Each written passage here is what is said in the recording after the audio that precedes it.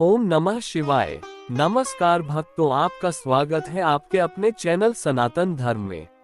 ये श्री शिव महापुराण की रुद्र संहिता का 10वां अध्याय है। श्रीहरि को सृष्टि की रक्षा का भार एवं त्रिदेव को आयुर्बल देना। परमेश्वर शिव बोले, हे उत्तम व्रत का पालन करने वाले विष्णु, तुम सर्वदा सब लोकों में पूजनीय और मान्य होगे।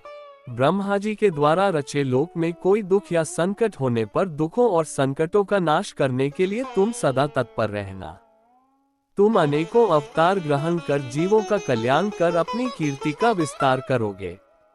मैं तुम्हारे कार्यों में तुम्हारी सहायता करूंगा और तुम्हारे शत्रुओं का नाश करूंगा। तुम में और रुद्र में कोई अंतर नहीं है, तुम एक दूसरे के पूरक हो। जो मनुष्य रुद्र का भक्त होकर तुम्हारी निंदा करेगा, उसका पुण्य नष्ट हो जाएगा और उसे नरक भोगना पड़ेगा।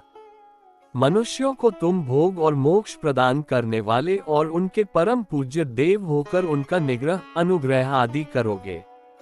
ऐसा कहकर भगवान शिव ने मेरा हाथ विष्णु जी के हाथ में देकर कहा, तुम संकट के समय सदा इनकी सहायता करना तथा सभी को भोग और मोक्ष प्रदान करना तथा सभी मनुष्यों की कामनाओं को पूरा करना।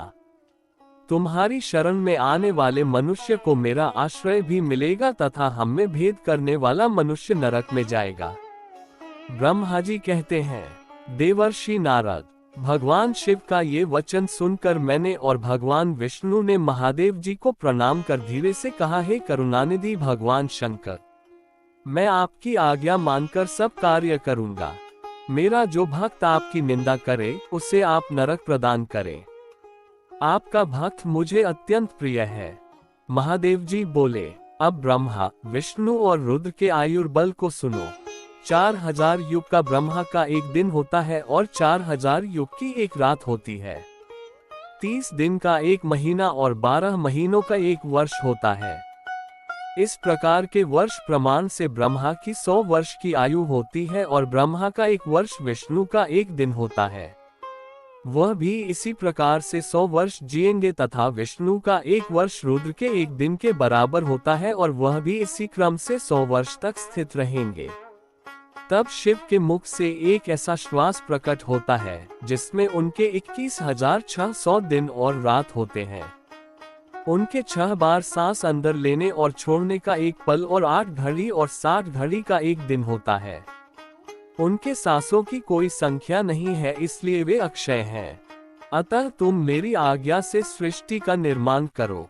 उनके वचनों को सुनकर विष्णु जी ने उन्हें प्रणाम करते हुए कहा कि आपकी आज्ञा मेरे लिए शिरोधार्य है। ये सुनकर भगवान शिव ने उन्हें आशीर्वाद दिया और अंतर्धान हो गए। उसी समय से लिंग पूजा आरंभ हो गई। 10वां अध्याय यहाँ पूर्ण होता है। अगले वीडियो में हम 11वें अध्याय का श्रवण करेंगे। अगर वीडियो अच्छा लगा हो तो चैनल को सब्सक्राइब जरूर करें। हर हर महादेव।